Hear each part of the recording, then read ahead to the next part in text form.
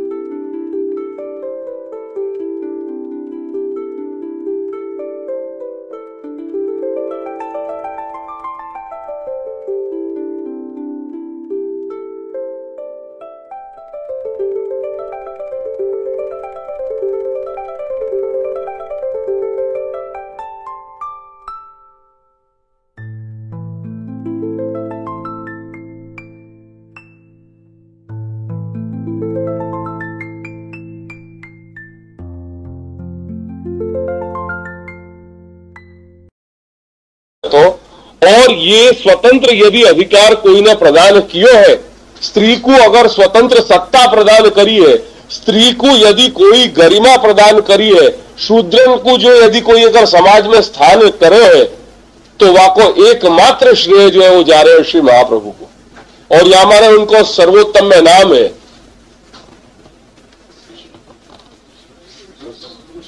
स्त्री शूद्र आदि उद्धृति क्षम। स्त्री शूद्र आदि વગેરેનો ઉદ્ધાર કરવામાં જે સામર્થ્ય છે એ કોનું છે?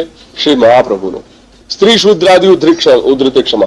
वेद में शास्त्र में ये अधिकार द्विजेतर अधिकार जो है वो प्राप्त नहीं हो रहे कोई को, पर वो द्विजेतर अधिकार अगर कोई ने दियो है तो वो श्री महाप्रभु है। और या हमारे ये स्त्री और शूद्रन को स्वतंत्र रूप से ये सत्ता मिल रही है, नहीं तो ये चीज नहीं है शास्त्र में व्यवस्था। द्विजेतर जो है जाति है, वो उन द्विजेतर जाति को जो है वो अधिकार नहीं है कर्म और वाम में, शास्त्र के अमुक स्वतंत्र यज्ञ विधि विधान में। तो उनके लिए क्या है, तो ऐसे जो अद्विज जो जाति है वो अद्विज जाति, जैसे आज के परिस्थिति में क्या भयो कि बहुत सी जो त्रैवर्णिक जो व्यवस्था है उनमें भी जो है द्विजत्व को अधिकार नहीं है। जैसे आज लोग अधिकार है पर अब हो नहीं रही, वो सारी संस्कार ही लुप्त हो गए। जैसे वैष्णव में आजकल जो है वो ये जो उपनयन संस्कार है यही नहीं रहे। अब उपनयन संस्कार नहीं होने के कारण जो शास्त्र में बताए गए जो कर्म है वो कर्म भी जो है वो नहीं हो पाएंगे।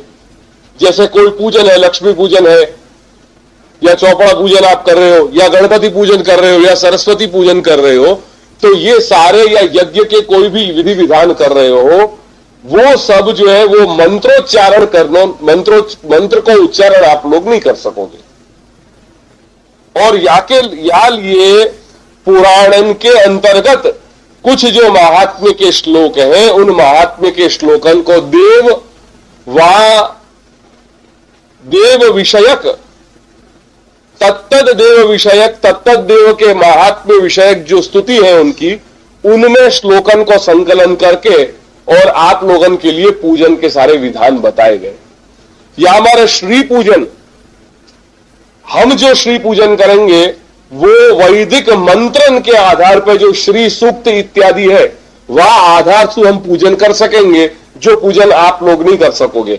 या हमारे आप लोगन के लिए जो श्री पूजन को जो विधान है वहां में पौराणिक श्लोक लगाने पड़ेंगे, वैदिक मंत्र नहीं चलेंगे। डिफरेंस समझने की बात समझो। और यह व्यवस्था जो है वो पुराण में पाई जा रही है। गणपति जब पूजन करने जाओगे तो गणपति सूक्त या गणपति जो इत्यादि जो है उनके द्वारा वो गणपति स्तोत्र या गणपति प्रार्थना इत्यादि जो वेद वैदिक मंत्र है वो गणपति सूक्त के द्वारा, गणपति अथर्वण उपनिषद के द्वारा इत्यादि सु हम जो है वो मंत्रंसु गणपति की जो है पूजन करेंगे। पर आप लोगों को जो पूजन होगा उनमें पौराणिक श्लोकन को जो है वो समन्वय होगा। इतना डिफरेंस आ जाएगा।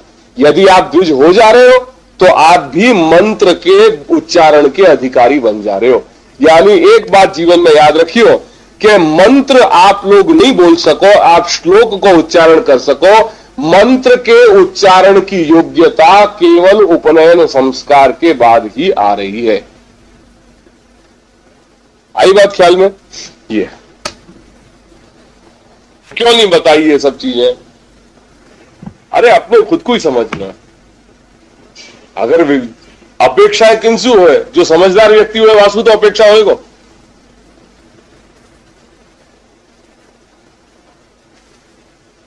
बहुत जो ज्यादा जो है वो कॉल करार अपने कर रहे हैं कि हम जो है आजकल के युग में जी रहे हैं, हम बड़े 21वीं सदी में आ गए हैं, हमको अवेयरनेस आजकल के मॉडर्न जमाने की हो गई है। तो ऐसे लोगों के प्रति ये उक्ति है कि यदि तुम अपने आप को अवेयर मान रहे हो तो तुम्हारी पहली फर्ज हो रही है। जो बेचारे जिनके पास कोई एक्सप्रेशन नहीं है, जिनके पास, जिनने अपने पूर्वजन से जो कुछ भी समझो, जो कुछ भी सुनो, वो एक उनके माता पिता या अपने गुरुजनन के प्रति एक श्रद्धा सु उनके कर्तव्य को आज्ञा गुरुनाम ही अविचारणीय सातु आचरणीय एवं गुरुजनन की आज्ञा है। वहां पर विचार करने बैठे तो तुम्हारा तो अपने अनुज होने को या शिष्य होने को जो तुम्हारा अस्तित्व है वही जो है खो जाएगा। गुरु की आज्ञा पे विचार करोगे? अरे गुरु की आज्ञा को तो पालन हो के विचार करने जा रहे हो तुम। अगर विचार करने जाओगे तो तुम्हारे अंदर शिष्यत्व ही नहीं रहे। आज्ञा गुरुनाम ही अविचारणीय ही निश्चय न। गुरु की आज्ञा पे विचार करोगे तुम। गुरु ने एक आज्ञा कर दी, वहां पे तुम विचार करने जा रहे हो। तुमने गुरु बनाए क्या? फिर तुम्हारे अंदर शिष्यत्व क्या रहे हो? तो करो एहतराम उनकी दीवानगी का। उनको एहतराम करो कि जो अपने पूर्वज हैं, जिन पूर्वजन ने एक गुरु की आज्ञा पे या अपने वडीलन की आज्ञा पे सारो जीवन तोकू ये बेटा ये तेरी ये धरोहर है, ये सेवा मैं ठाकुर जी तोकू सौंप के जा रहा हूं, तोकू या को निर्वाह करना है। बस इतने कहने पे अपने पूर्वजन को एहतराम करो उनकी दीवानगी के कि उनने ये बात को ध्यान में रख के और एटलीस्ट जो पूर्वजन की जो आज्ञा है आपको निर्वाह तो कियो। उनको उनमें समझ नहीं आती, बहुत मोटी मोटी बुद्धि आती, पर करने में जो भी कुछ होता उनके सामने उनकी देश काल परिस्थिति, उनकी परिस्थिति देखो, उनके सामने क्या आगे को युग क्या आता हुआ समय को नहीं है तो उनके पास इतना समय या नहीं होता उनके पास ऐसी अनुकूलता नहीं होती कि वो ये सब सारे ग्रंथन को पढ़ सकते थे। जो अपने माँ बाप से उनने ग्रहण कियो, वास तरह से उनने आचरण कियो। तुम अपने आप को यदि ज्यादा शिक्षित मान रहे हो, आजकल के दृष्टि से बहुत ज्यादा अवेयर मान रहे हो, तो तुम्हारे ऊपर जवाबदारी आ रही है। तुम पढ़ो ना। तुम व्यर्थ में दूसरे को आलोचन क्यों कर रहे हो? टीका टिप्पणी में क्यों उतर रहे हो कि पेला तो एम करे छे, तमे तो एम करो छो, आ ना अड़को, पेलू ना अड़को, पेलू ना करो, पेलू ना करो। अरे ठीक है यार, उनके पास जितनी बुद्धि आती उनने विचार ने कर दियो। तुमको क्या तकलीफ हो रही है अगर उनने कह दियो कि आ ना अड़क, पेलू ना अड़क? If they had that kind of expression, उनने प्रेम से समझाया हो तो। कहने को तात्पर्य है कि आजकल के युवा वर्ग या ढंग से अपने गुरुजनन को अनादर कर रहे हैं। भाई उनके पास अगर इतनी शक्ति होती कि वो तुमको समझा सकते तो तुमको बैठ के नहीं समझाते कि बेटा ये करना या ये करना या ये करना ये करना। उनको व्यर्थ में क्यों हैरान कर रहे हो कि आ ना अड़कू, पेलू ना अड़कू, आम ना करूं, तेम ना करूं।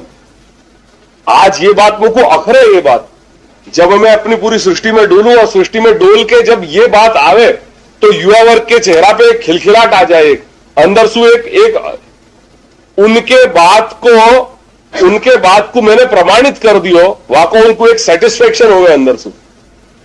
पर ये कष्ट को विषय है भाई। अगर इतना समझने की बात है, बहुत सीधी सीधी बात है, अगर वो इतना जानते होते तो क्या तुमको सही गाइडलाइन नहीं देते? फॉर एग्जाम्पल, आज गोवर्धन काका है, अब उनने जो कुछ भी उनके अनुकूल उनके विचार करो कि उनके परिस्थिति में हो सके कि अमुक उनकी क्रिया या चेष्टाएं तुमको अनुकूल नहीं आवे,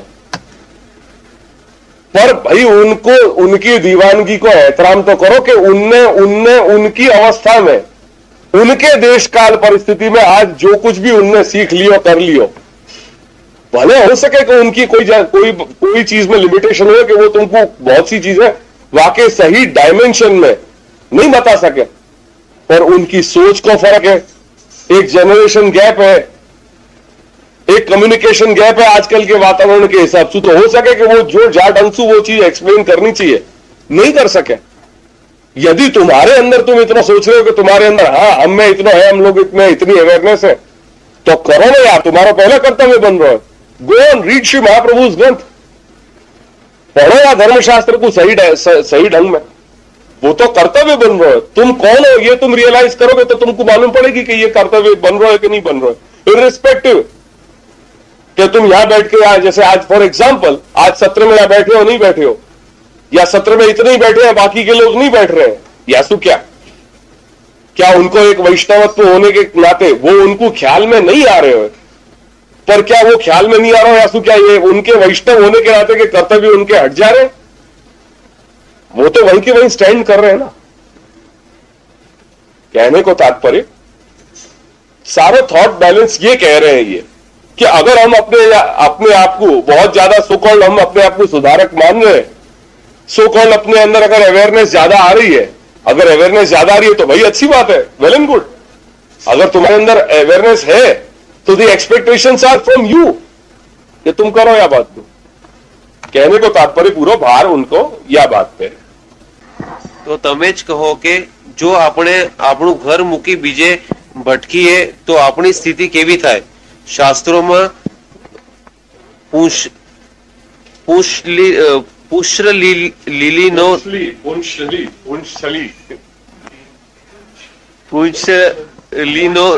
પૂંછલીનો દાખલો આપવામાં આવે છે। ધારો કે હું તેને માટે એવો ખરાબ દાખલો ન આપું તો પણ તે તો ચોક્કસ છે કે તેની દશા एक यानी अन्यत्र गामी, जो स्त्री अन्यत्र हर जगह जाती रहे वो, તેની દશા એક હરાયા ઢોર જેવી છે।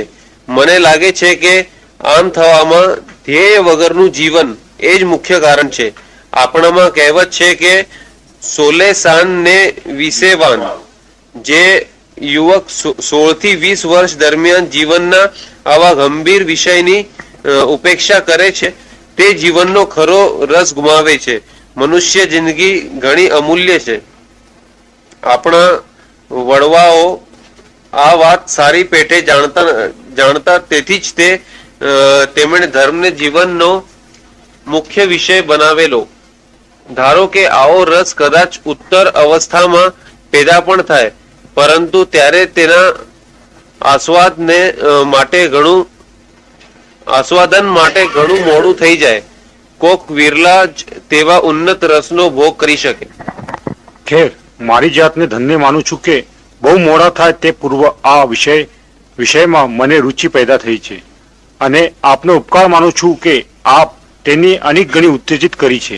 હવે હિન્દુ ધર્મનું ખરું સ્વરૂપ જાણવા માટે મારી ઇંતજારી વધતી જાય છે મહારાજ। તમને આ વાર્તાલાપો ઉપયોગી લાગે છે એ જોઈ મને આનંદ થાય છે। આપણામાં આવી રુચિ પેદા થાય ત્યારે જાણવું કે ભગવાનને આપણા ઉપર કૃપા કરી છે। પહેલા ધર્મ જિજ્ઞાસા, પછી બ્રહ્મ જિજ્ઞાસા એ જીવનનો આધ્યાત્મિક ક્રમ છે। અત્યાર લગી આપણે ધર્મ ઉપર સામાન્યપણે વિચાર કર્યો છે। શ્રવણ સાથે મનન હોય તો જ તેમાંથી વધારે ફળની આપણે આશા રાખી શકીએ। તમે જોશો કે આજે આપણે ધર્મનો મૂળ અર્થ શો છે તે જાણવાનો સહેજ પ્રયત્ન કર્યો। તે દ્રષ્ટિએ હવે આપણે તેના સ્વરૂપનો વિચાર કરવાનો થાય છે। વિષય તો ગહન છે, છતાં આવતીકાલે આપણે હિન્દુ ધર્મની રૂપરેખાનો વિચાર કરીશું. તે ઉપરથી તેમને આર્ય સંસ્કૃતિનો કંઈ ખ્યાલ આવશે. પ્રભુ સૌને કલ્યાણ કરો. मैं पहला श्लोक तो मंगलाचरण है. नमो भगवते तस्मै कृष्णाय अद्भुत कर्मणे, वो मैं लिख देता हूं तो आपको जरा ध्यान में आ जाएगा. प्रभु आज्ञा कर रहे हैं, अद्भुत कर्म करने वाले भगवान कृष्ण को नमन है, जो अनंत रूप और नाम के विभेद से, जो अनंत रूप और अनंत नाम धारण करके इस जगत में क्रीड़ा कर रहे हैं. सामान्य अर्थ इसका, ठीक है. ये मंगलाचरण के बाद दूसरा जो श्लोक है, हम जो जहां से हम शुरुआत कर रहे हैं वो तीसरा है.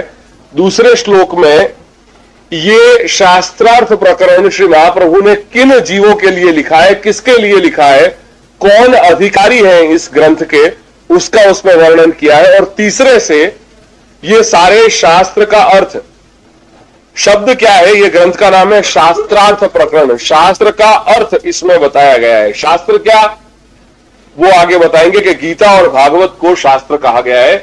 तो संपूर्ण वेद, गीता, ब्रह्मसूत्र, भागवत इत्यादि का सार अर्थ यह ये ग्रंथ में श्री महाप्रभु कर रहे हैं. जो ग्रंथ आपके पास है शास्त्रार्थ प्रकरण, जो मैंने कहा ना कि इसमें ये जो दो ग्रंथ है ये हर व्यक्ति के लिए इंपॉर्टेंट है. ये है वो ग्रंथ.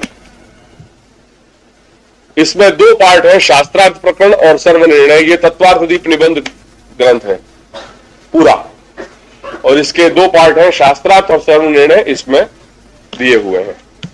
तो आपके पास जो जेरोक्स है वो शास्त्रार्थ प्रकरण की तीसरे श्लोक से मैंने जो जेरोक्स कराई है वो है. तो दूसरे श्लोक में अधिकारी कौन है, इसके शास्त्रार्थ प्रकरण ग्रंथ के अधिकारी कौन है वो बताया. किनके लिए ये ग्रंथ श्री महाप्रभु ने रचा है वो सब बताया. उस डिटेल में अपन नहीं जा रहे.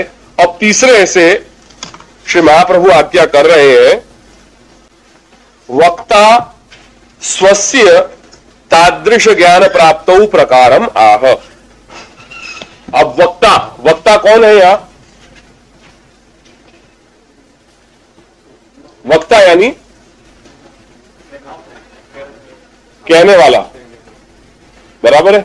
वक्ता और श्रोता. वक्ता कौन है यहां, श्री महाप्रभु. ये ग्रंथ की बात चल रही है ना अपनी, तो ये ग्रंथ का वक्ता कौन है, ये ग्रंथ कौन कह रहा है, श्री महाप्रभु कह रहे हैं. अब ये यहां बात आ रही है कि ये जो शास्त्रार्थ प्रकरण रूपी जो ग्रंथ श्री महाप्रभु प्रकट करना चाहते हैं, वो ग्रंथ का जो सार, ये ग्रंथ यानी शास्त्र का अर्थ, ये श्री महाप्रभु ने ज्ञान स्वयं ने कहां से प्राप्त किया. क्यों ये बताना जरूरी है. जब तक ये नहीं बताओगे कि आपने, आपकी लिंक, आपका बैकग्राउंड कहां से आया है, आपका बैकग्राउंड क्या है, तब तक सामने वाले के ऊपर उसकी असर नहीं होगी. एक सहज बात है. जब भी आप कहीं जाते हैं किसी जॉब के लिए, तो वो क्या आप लेके जाते हैं, बायोडेटा लेके जाते हैं, आपकी क्वालिफिकेशन पूछते हैं वो लोग. तो जितना रेप्यूटेड इंस्टीट्यूशन होगा उतनी ही सामने वाले के ऊपर उसकी असर होगी. आई बात ख्याल में. तो वही चीज यहां श्री महाप्रभु एक बड़ी लौकिक जो समझ में आए ऐसी दृष्टि से यहां कह रहे हैं. यहां ये जो शास्त्रार्थ प्रकरण जो मैं ग्रंथ कहने जा रहा हूं, ये सुनिए, तुम भी बड़ा गंभीर विषय में चला रहा हूं ये. और ये ग्रंथ का जो टेप है उसको, ये पार्ट को अलग करके मुझे दे देना है. हाँ बस, तो अच्छा है. तो स्वस्य तादृश ज्ञान, वक्ता स्वस्य तादृश ज्ञान प्राप्तौ प्रकारम आह. वक्ता यानी श्री महाप्रभु स्वस्य, स्वयं के तादृश ज्ञान प्राप्तौ. तादृश यानी उस प्रकार के. कौन सा तादृश यानी किस तरह का, शास्त्र का अर्थ. इस हमेशा ग्रंथ के नाम को याद रखना, शास्त्रार्थ. शास्त्र का अर्थ जिसमें बताया गया है, श्री महाप्रभु ने 105 श्लोकों में शास्त्र के अर्थ को यहां बता दिया है संक्षिप्त में. और ये इसको कहां से मालूम पड़ेगा, तो इसके लिए एंड के, ये जो पूरा ग्रंथ है इसके एंड में श्री महाप्रभु कह रहे हैं 105वें श्लोक में, ये भी जरा देख लो. अर्थोयमेव निखिलैरपि वेद वाक्यैः रामायणैः सहित भारत पंचरात्रैः अन्यैष शास्त्र वचनैः सह तत्व सूत्रैः निर्णीयते सहृदयम हरिणा सदैव। ये श्री महाप्रभु लास्ट में इस ग्रंथ के संपूर्ण करने पे जो आखिरी 105वां श्लोक है उसमें कह रहे हैं कि अयम अर्थो अयम, ये जो अर्थ जो मैंने पूरे 104 श्लोक में मैंने जो कहा, ये शास्त्रार्थ प्रकरण नाम के ग्रंथ में जो कहा, ये मैंने कहां से लिया है? तो वो बता रहे हैं कि निखिलैरपि वेद वाक्य ही, निखिल संपूर्ण वेद के वाक्यों में से लिया है, कोई वेद के अमुक अमुक अंश में नहीं, और वेद संपूर्ण वेद में से उसका निचोड़ करके सार से मैंने ये कहा, ये अर्थ प्रकट किया है। और कहां से? रामायण में से मैंने लिया है। और कहां से? भारत यानी महाभारत में से लिया है। और कहां से? पंचरात्र, जो नारद जी ने 5 रात्रियों के दरमियान 5 रात्रियों में जो वैष्णव तंत्र का जो उपदेश दिया, वैष्णवता का, उसमें से मैंने वह ग्रहण किया है। और अन्यैष शास्त्र वचन, इतना नहीं, और भी सारे जो तत्त शास्त्र हैं, उन सभी शास्त्रों में से मैंने ये निचोड़ दिया है। सह तत्व सूत्र ही, और ब्रह्म सूत्रों का भी मैंने इसमें जो है सार दिया है। जो ब्रह्म सूत्र भगवान वेद व्यास ने जो लिखा है, उन सूत्रों से निर्णीयते, इनका निर्णय ये सारे अर्थ का हुआ है। इसकी प्रामाणिकता बता दी। ये लास्ट में ये श्लोक कहा श्री महाप्रभु ने। अब वो रेफरेंस यहां देख लो कि तादृश ज्ञान प्राप्त, वक्ता स्वस्य तादृश ज्ञान प्राप्त, वक्ता स्वयं के तादृश ज्ञान, ये जो कुछ भी शास्त्र का अर्थ कहा है, ये ज्ञान की प्राप्ति का प्रकार बता रहे हैं कि उन्होंने वो ज्ञान कहां से जो है वो प्राप्त किया। तादृश ज्ञान प्राप्त, प्राप्त यानी प्राप्ति में, वो प्राप्ति का प्रकार, ये उन्होंने स्वयं ने, श्री महाप्रभु ने ये सब कहां से ये सब शास्त्र का अर्थ जाना, उसका प्रकार ये श्लोक में बता रहे हैं। भगवत शास्त्रम आज्ञाय विचार्य च पुनः पुनः यदुक्तम हरिणा पश्चात संदेह विनिवृत्तये, ये श्लोक है। इस श्लोक में सर्वप्रथम जो है भगवत शास्त्र को आज्ञाय, ज्ञा धातु है जान लेने के अर्थ में, और असमन्ता संपूर्ण प्रकार से उसको संपूर्णता से भगवत शास्त्र को जान करके, और इतना ही केवल जान करके नहीं, विचार्य च पुनः पुनः, केवल एक बार जान लिया उससे काम नहीं हुआ, मैंने उसको पुनः पुनः उस पे विचार किया है। किस पे? भगवत शास्त्र पे। ये जो शास्त्र है इनको मैंने संपूर्णता से मैंने उनको समझा है, और इतना ही नहीं, मैंने वारंवार पुनः पुनः उनको मैंने विचारा है। जब श्री महाप्रभु स्वयं उसको विचार बार बार कर रहे हैं, तो ये बात अपने लिए भी उपदेश के रूप में आती है कि हमारे यहां भी आवर्तन, आवृत्ति होनी चाहिए, वो अनिवार्य बताई है। सेवा एक दिन नहीं बताई है, सेवा की आवृत्ति प्रतिदिन बताई है। पाठ एक बार कर दिया, वो पाठ से कुछ नहीं होता, वो बारंबार पाठ प्रतिदिन अपने यहां बताया गया है। क्यों? क्योंकि ब्रह्मसूत्र ये कह रहे हैं कि आवृत्ति ही असकृत उपदेशात, असकृत, सकृत यानी एक बार और असकृत यानी अनेक बार। आवृत्ति जो है, जो आवर्तन है, जो साइकिल है, वो अनेक बार होनी चाहिए, ऐसा उपदेश दिया है, ऐसा उपदेश बताया गया है। इसीलिए कोई भी चीज अपने यहां एक बार नहीं है, आवृत्ति तो होनी चाहिए। करत करत अभ्यास जड़मति होत सुजान, वो अभ्यास तो जरूरी है। वो एक अपने यहां लोक में वो कहते ना, कहावत है कि भाई वो रोटी क्यों जली, विद्या क्यों विसरी, घोड़ा क्यों रुका और पान क्यों सड़े, पलटा नहीं, फेरा नहीं, एक ही जवाब है चारों का। घोड़ा क्यों रुका? वो घोड़ा को जरूरी है उसको एक्सरसाइज देना। रोटी क्यों जली? वो एक ही जगह है, उसको पलटी नहीं तो वो जल गई। विद्या क्यों विसरी? रिवीजन नहीं किया, एक बार कर दिया छोड़ दिया हो गया। और पान क्यों सड़े? बदला नहीं उसको, वो पान एक ही जगह रहे तो वो एक ही जगह होते होते सड़ गए। ये बात, इस चीज का रियलाइजेशन, सेल्फ रियलाइजेशन मुझे, मैं बद्रिकाश्रम गया था तब मुझे हुआ था। जब उस समय अवस्था थी मेरी बहुत, जब मैं छोटा था, और मैं पहले जब मैं अकेला गया था 4 धाम पे, तो हिमालय जब मैं गया था तो मैं बद्रिकाश्रम उस दिन 7वें दिन में बद्रिकाश्रम पहुंचा, और मेरे पास एक वो 15 लीटर का वो जो डब्बा होता है, वो उसमें मैं अपने सब जो आपकी गुजराती आइटम बहुत दिन तक चलती है, वो ढेबरा और करेले का सूखा शाक और थेपला और वो सब ले गया। अब पता नहीं अपने को, अपन तो एक अकेले गए थे, सारा डब्बा तो भर के गए थे। 7वें दिन जब वहां पहुंचे बद्रिकाश्रम में और वहां जाके जो धर्मशाला में जब खोला डब्बा तो उसमें तो फूग लग गई थी। वो रुई वो व्हाइट लग जाता है, वो फंगस, वो फूग वो लग गई। अब तो बड़ा मतलब मैं तो घबरा गया कि अब क्या किया जाए, क्योंकि मैं अकेला, कोई नहीं साथ में, कोई मेरे साथ एक व्यक्ति भी नहीं था। तो अब उस समय मतलब वाकई मेरे को अभी हुआ कि अब आगे का इतना सारा पूरा टूर है, पहले मुकाम पे अभी तो पहुंचा नहीं हूं और आगे का इतना टूर बाकी है, कैसे करेंगे, क्या करेंगे। पर ठीक है, वही है, जहां श्रद्धा है, जहां चाह वहां रहा, तो सब मार्गदर्शन देने वाले और सब देने वाले तो यह विराज रहे। पर वो समय था, मतलब इतना था कि नहीं, चाहे कुछ भी हो जाए, कैसी भी परिस्थिति आ जाए, पर अपने ऐसा कुछ नहीं करना है जिससे अपने आत्मधर्म को कहीं हानि पहुंचे, वो स्टेप अपना नहीं होना चाहिए। तो दादाजी की कृपा थी और उस दिन के बाद 28 दिन तक मैं केवल जो है वो दूध और जल पे रहा।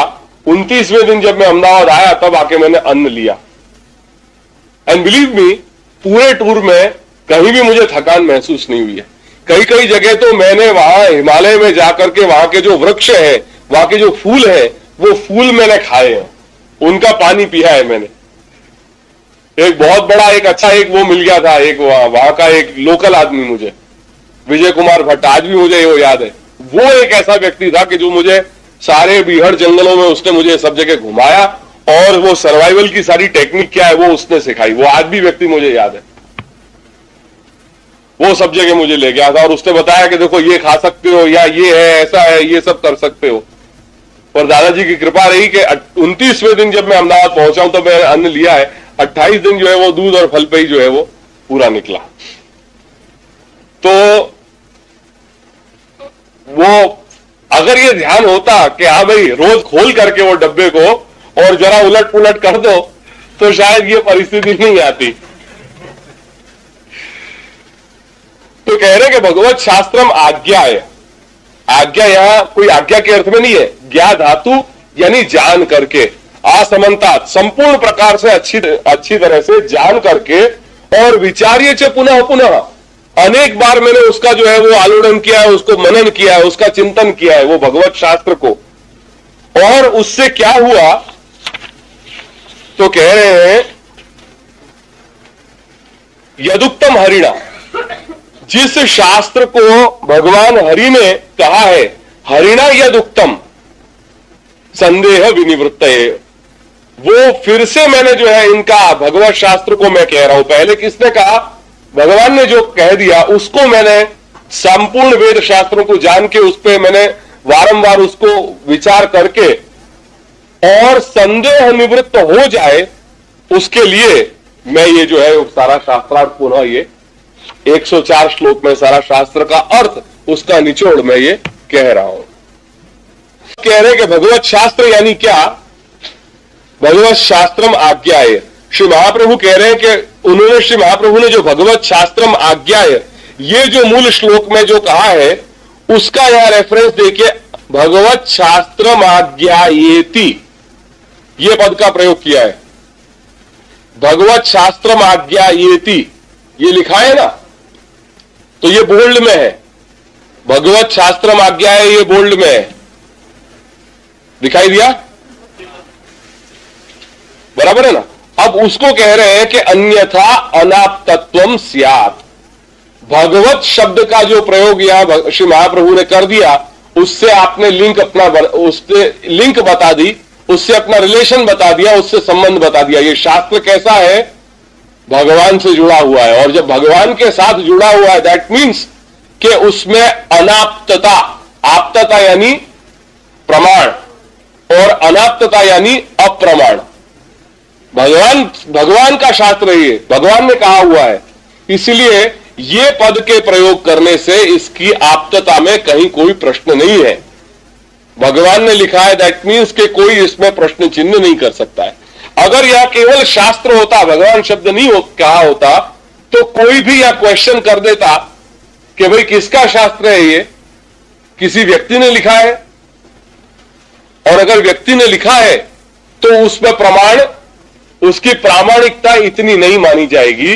जब भगवान ने लिखा है ये, भगवान ने प्रकट किया है, भगवान से ये हमें मिल रहा है, दैट मीन्स कि उसकी प्रामाणिकता में कहीं कोई संदेह नहीं है। इसलिए कह रहे कि अन्यथा यदि भगवत शास्त्र नहीं होता तो अन्यथा अनाप्तत्वम यानी अप्रामाणिक हो जाता।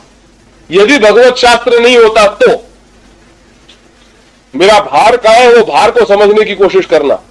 थोड़ा चैतन्य होकर एक 10 मिनट और सुन लो, इसको और फिर मैं दोबारा कल समझाऊंगा। अन्यथा अनाप्तत्वम स्यात्, ये सारी मैं कसरत इसलिए करा रहा हूं ताकि तुम्हारे अंदर ये ग्राउंड क्लियर हो जाए कि हमारा मार्ग जो है वो डायरेक्ट भगवान से रिलेटेड है, और इसलिए इसमें कोई भी चीज जो है वो टेकन फॉर ग्रांटेड या इजी गोइंग एटीट्यूड से नहीं लेनी है।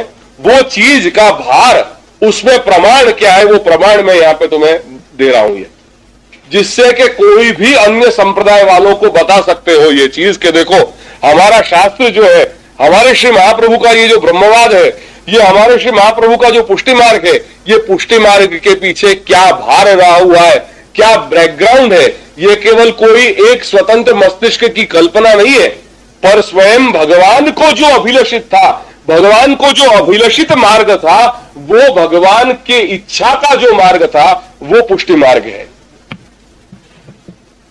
भगवान की लिंक तो वो रामानुज संप्रदाय वाले भी बता सकते हैं, भगवान के साथ लिंक तो श्री निम्बारकाचार्य भी बता सकते हैं, श्री शंकराचार्य भी बता देंगे, पर जो अभिलषित जो डायरेक्ट संबंध का जो मार्ग है वो तो केवल अपना ये पुष्टि मार्ग है। वो लिंक सारी यहां जुड़ रही है। यदि भगवत शास्त्र ये भगवत शास्त्र का उल्लेख नहीं करते तो क्या होती कि यहां अप्रामाणिकता हो जाती। किसका शास्त्र? पर जब भगवत शास्त्र कह दिया दैट मीन्स कि इसका रिलेशन भगवान के साथ है, इसलिए इसकी प्रामाणिकता में कहीं कोई संदेह नहीं है। सबसे पहली बात निकाल दी। अब कह रहे हैं कि भगवत शास्त्र में किन किन शास्त्रों का समावेश कर रहे हो भाई, वो शास्त्र कौन कौन से हैं? तो श्री महाप्रभु कंठोक्त कह रहे हैं, सबसे पहले क्या बताया? भागवतम। और इससे यह बात समझ लो कि भागवत वेद से भी पहले भागवत के स्वरूप को जो है वो महात्म्य उसका बताया गया है। नहीं तो यहां सबसे पहले भागवत शास्त्र में वेद भी कह देते श्री महाप्रभु, नहीं, भागवत श्री महाप्रभु ने भागवत का क्या स्वरूप बताया और कौन सा स्थान दिया है, ये अपने आप इन सब चीजों से हमें मालूम, ये नहीं कि आप श्री के ही वाक्यों से हमें ध्यान में आता है। तो भगवत शास्त्रम क्या? भागवत गीता पंचरात्रंच, यानी भागवत, श्रीमद् भागवत, श्रीमद् गीता, और जो नारद जी के द्वारा जो 5 रात्रियों में जो वैष्णवता का जो उपदेश हुआ वो पंचरात्र, पूरा नारद पंचरात्र शास्त्र। तो भगवत शास्त्र में ये आए क्योंकि इन्हीं में, यही भागवत में भगवान के नाम स्वरूप गुण लीला का वर्णन किया हुआ है। गीता वो तो डायरेक्ट भगवान की ही वाणी है, गीता तो भगवान की ही वाणी है, इसमें तो कोई संदेह है ही नहीं। इसलिए गीता में भी संपूर्ण गीता का प्रमाण नहीं है, केवल जो भगवान उवाच, जो भगवान के वाक्य है वही प्रामाणिक है। क्योंकि गीता में तो अर्जुन का भी संवाद है, संजय का भी संवाद है, धृतराष्ट्र का भी है, पर वो नहीं, जो भगवान के वाक्य है वो तो डायरेक्ट वाक्य है। गीता गाई हुई, भगवान के द्वारा गाई हुई, भगवान के द्वारा कही गई वो गीता, तो ये भगवत शास्त्र है। और पंचरात्र, क्योंकि पंचरात्र में भी श्री नारद भगवान ने यही भगवान के विषय के, उनके चरित्र का, उनके स्वरूप का, उनके गुण लीला, उनके धर्म, उनकी सेवा भक्ति का ही स्वरूप सारा बताया हुआ है। तस्य सर्वतः ज्ञानम, वो ये जो शास्त्र है भगवत शास्त्र जो अभी ये सब बता गए, उसका, तस्य नाम उसका किसका? भगवत शास्त्र का सर्वतः ज्ञानम। सर्वतः ज्ञानम यानी सभी जगह से, जो अपन सर्वतः कहते हैं ना, कई बार प्रयोग करते हैं सर्वतः, तो सर्वतः ज्ञानम यानी उसका संपूर्ण, उसका ज्ञान, वो भगवत शास्त्र आज्ञाय। ये संपूर्ण शास्त्रों का हर पासे से, हर डायमेंशन से जो है, एक भी डायमेंशन ऐसा नहीं है जो अधूरा रह गया हो या जिस पर श्री महाप्रभु ने विचार न किया हो। उसके एक एक पासे के ऊपर विचार किया। जैसे हीरा है, वो हीरा में अनेक पासे होते हैं, अनेक डायमेंशन होते हैं, जितने पासे ज्यादा होंगे उतनी ही डायमंड की जो कॉस्ट है जो क्वालिटी है वो बढ़ जाती है। ऐसे ही ये जो शास्त्र रूपी डायमंड है, इस डायमंड का एक भी पासा ऐसा नहीं है जो श्री महाप्रभु ने छोड़ा हो। सर्वतः ज्ञानम, उसका सभी जगह से ज्ञान जो है लेकर के, जान करके, विचार करके ये शास्त्र का अर्थ श्री महाप्रभु कर रहे हैं। अब वो कर रहे हैं, कैसे कर लिया, उसमें साधन क्या था, इंस्ट्रूमेंटलिटी किस चीज की थी। जैसे ज्ञान प्राप्ति में गुरु जो है वो इंस्ट्रूमेंट होते हैं, सबसे बड़े माध्यम। सबसे बड़े माध्यम कौन बन पाते हैं ज्ञानोपार्जन में? गुरु। गुरु के माध्यम से ही शिष्य सब कुछ जानता है, बराबर। तो सबसे बड़ी इंस्ट्रूमेंटलिटी, सबसे अहम जो प्राइम इंस्ट्रूमेंटलिटी है वो किसकी बनती है? गुरु की। तो अब ये श्री महाप्रभु बताते हैं कि ये जो ज्ञान है, ये ज्ञान में इंस्ट्रूमेंटलिटी किसकी रही हुई है? तो कह रहे हैं कि भगवत कृपा दीना, भगवान की कृपा। बिना कृपा के कुछ भी चीज नहीं होती।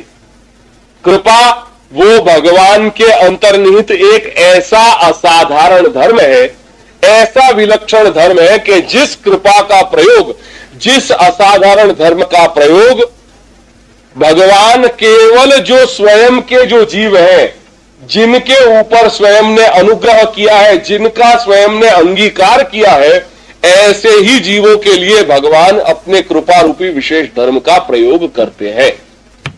हर एक के लिए नहीं करेंगे। और भगवान के अंदर और सामान्य धर्म भी है, ऐश्वर्य भी है, यशस्वी, ज्ञान, वैराग्य।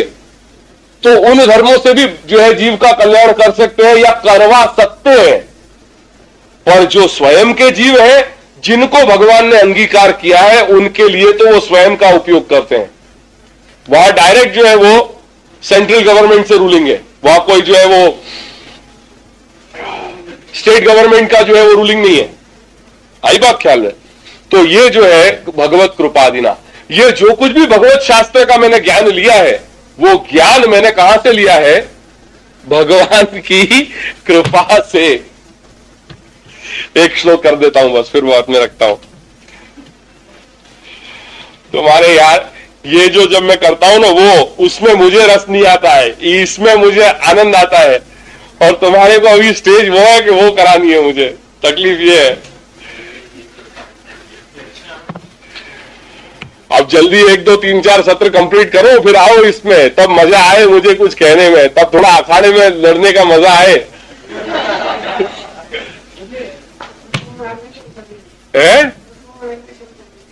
रखना है अभी? चलो एक खाली बस 1-2 लाइन है, इसको 2 लाइन। क्या शाम का टाइम कम हो जाएगा?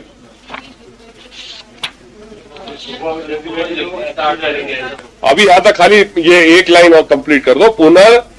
पुनः निश्चयानंतरम अपि, बस यहां तक उसको कंप्लीट कर लो। तो कह रहे कि ये ज्ञान कहां से मिला है? तो ये ज्ञान कह रहे हैं भगवान की कृपा। इसमें इंस्ट्रूमेंटलिटी किसकी है? भगवान की कृपा की। अब इससे एक बात और समझो, श्री महाप्रभु तो स्वयं भगवान ही है, वस्तुतः कृष्ण एवं। भगवान में और श्री महाप्रभु में कोई अंतर नहीं है। भगवान के मुखारविंद स्वरूप है श्री महाप्रभु। मुखारविंद स्वरूप है यानी क्या, उसको समझो। ये श्री महाप्रभु का जो स्वरूप है, वो श्री प्रभु के और श्री स्वामिनी जी के दोनों के संयुक्त स्वरूप से श्री महाप्रभु का प्राकट्य है। इसीलिए श्री महाप्रभु को भगवद वदनावतार कहते हैं। भगवान के मुखारविंद स्वरूप श्री महाप्रभु का प्राकट्य है। ये डिपिक्शन है, बहुत अच्छा डिपिक्शन किया है। इससे क्लोज डिपिक्शन कोई चित्रकार ने आज तक नहीं कर पाया है। इसलिए ये जो सारे सेट जो है पूरे 108 के, मैंने इसलिए बड़े संजो के रखे हैं क्योंकि आज के कोई भी चित्रकार ने, ये जो चित्रकार जिन्होंने ये बनाया है, ये सारी सीरीज को जो बनाए हैं, वो सीरीज श्री महाप्रभु की कृपा से ही बन पाई है। बाकी अच्छे अच्छे आर्टिस्ट मैंने देखे हैं, पर वो जो चीज आनी चाहिए वो अभिव्यक्त नहीं कर पाते। इतना अच्छा इन्होंने इसको अभिव्यक्त किया है। श्री प्रभु और श्री स्वामिनी जी ये निकुंज में विराज रहे हैं, और निकुंज में उन दोनों से संयुक्त, दोनों के संयुक्त स्वरूप में श्री महाप्रभु का प्रादुर्भाव जो है वो प्राकट्य बताया है। तो यही तेही तेही यही कछु न संदेही, एक ही स्वरूप है, यही तेही तेही यही कछु न संदेही, वो ये स्वरूप श्री महाप्रभु का है। आया ख्याल? एक आइडिया है। ये यहां पे कह रहे हैं कि भगवत कृपा आदिना, श्री महाप्रभु साक्षात भगवान है, तो भगवान होते हुए भी वो ये बता रहे हैं कि भगवान की कृपा से मैंने ये प्राप्त किया ज्ञान। इसको कैसे समझोगे? तो ये समझना इस तरह से है कि भाई वो स्वयं के लिए नहीं कह रहे, पर हमारे जैसे अज्ञानी जीवों के लिए बता रहे हैं कि देखो मैं भी कह रहा हूं कि बिना भगवान की कृपा से कुछ नहीं होता, यद्यपि मैं तो स्वयं भगवान हूं, मैं भगवान कृष्ण का ही स्वरूप हूं, फिर भी मैं ये कह रहा हूं कि भगवान की कृपा क्यों? क्योंकि लीला द्विज तनुधारी, ये भगवान है कृष्ण, पर इन्होंने लीला करने के लिए द्विज यानी ब्राह्मण का तनु, ये तन अवतार धारण किया है। ये ब्राह्मण के रूप में भगवान कृष्ण ही है। जैसे भगवान कृष्ण ने अनेक सारे अवतार ग्रहण किए, ऐसे ये अवतारी मूल रूप से द्विज रूप से उनमें श्री भगवान कृष्ण का ही ये प्राकट्य है। तो वो ये बताना चाह रहे हैं कि आप सेवा करी शिखवे श्रीहरि, स्वयं प्रभु ही है, पर सेवा करके स्वयं किसकी सेवा करेंगे जब स्वयं भगवान है स्वयं, तो पर वो लीला द्विज लीला करने के लिए, उन जीवों को बताने के लिए कि भगवान की जो है वो सेवा करनी चाहिए, ये बताने के लिए स्वयं वो पूरी जो है वो लीला का बोध करा रहे हैं। तो भगवत कृपा आदिना शेष इति शेष, भगवान की कृपा से वो भगवत शास्त्र जो है वो का ज्ञान हुआ, और उसका विचार जो मैंने किया है उसमें कारण क्या है? करण, करण यानी इंस्ट्रूमेंट, उसमें इंस्ट्रूमेंटलिटी किसकी रही हुई है? भगवान की कृपा की। बिना भगवान की कृपा के कुछ भी नहीं होता। एक बात समझ लो, ये वो श्री महाप्रभु अपने जैसे जीवों को बताना चाह रहे हैं, क्योंकि कृपा का ही ये मार्ग है, और इस मार्ग में बिना कृपा के कुछ भी नहीं होता। जीव विचारित कुछ है ही नहीं है। जीव चाहे कितना भी प्रयत्न कर ले, पर यदि वहां से कृपा नहीं हुई है तो उसके सारे प्रयत्न ही निरर्थक है। जो कुछ भी होगा वो भगवान की कृपा के आधार पर ही शक्य है। तो वो कह रहे हैं कि ये भगवत शास्त्र का जो ज्ञान जो मुझे हो रहा है, ये मुझे किसके आधार से हो रहा है? उसमें इंस्ट्रूमेंटलिटी किसकी है? भगवान की कृपा। तथापि फिर भी आपाततः प्रतिपन्नम न प्रमाणम, केवल ज्ञान के लिए कह रहे हैं। भगवत शास्त्रम आज्ञाय, इतनी ही बात अभी कह रहे हैं। विचार्य जो पुनः पुनः उसको भी छोड़ दो, वो जैसा अभी आई नहीं है बात। तो कह रहे हैं कि भगवत शास्त्र आज्ञा है, एक बार अगर तुमने कोई जान ली तो कह रहे हैं कि आपाततः एक्सीडेंटली, आपाततः प्रतिपन्नम न प्रमाणम, एक्सीडेंटली एक बार केवल जान लेना वो प्रमाण नहीं होता भाई साहब। इसलिए बार बार कहा यानी लोनावाला के एक शिविर से, एक सत्र से आपाततः तुम्हें ये सारी चीजें नहीं आ जाएंगी, उसके लिए बार बार यत्न करोगे। विचारिए च पुनः पुनः, वो अपेक्षित है। इति, इस हेतु से विचारम आह पुनः पुनः, उसको जान करके उसका पुनः मनन चिंतन ये दोबारा किया है। ऐसा निश्चयानंतरम अपि, आज्ञा है वो निश्चय तो पहले कर लिया कि भगवान का शास्त्र ये है, पर फिर भी उसके ऊपर पुनः पुनः विचार किया है, क्योंकि पुनः और पुनर्विचार होगा तो ही कोई चीज अपने दिमाग में स्थिर हो पाएगी। बिना विचार किए कोई बात स्थिर नहीं होती। तो इसलिए एक लोनावाला के सत्र से भगवत शास्त्रम आज्ञा है, ये एक पक्ष होता है, और वो करने पे कोई तुमको क्वेश्चन करेगा कि भैया आपाततः एक लोनावाला के सत्र करने से न प्रमाणम, जो तुमने सीखा वो प्रमाण नहीं हो जाता है। तो उसके लिए क्या करना पड़ेगा? विचार्य च पुनः पुनः, पुनः पुनः उसको विचार करना जरूरी है। एक ही बात को बार बार उसको घुमा फिरा के एक दृष्टि से दूसरे दृष्टि से। इतना पहली लाइन क्लियर हुई। श्री महाप्रभु ने ये ज्ञान कहां से प्राप्त किया, ये शास्त्र के अर्थ का, ये सारी कहानी यहां से स्टार्ट हो रही है। बहुत ही इंपॉर्टेंट विषय है। इसको एक प्रमाण के, केवल ये 7 श्लोक है, 7वां श्लोक जो है वो प्रमाण है। कौन कौन से सारे प्रमाण है, ये सारे प्रमाण के पक्ष को मैं केवल तुम्हें समझा के इस चीज को विराम लाना चाहता हूं। ये एक बार हो जाता है, फिर हम पुनः अपने जो मुकुंददास जिज्ञासुदास चल रहा था उस पे हम फिर पुनः आ जाएंगे। ठीक है।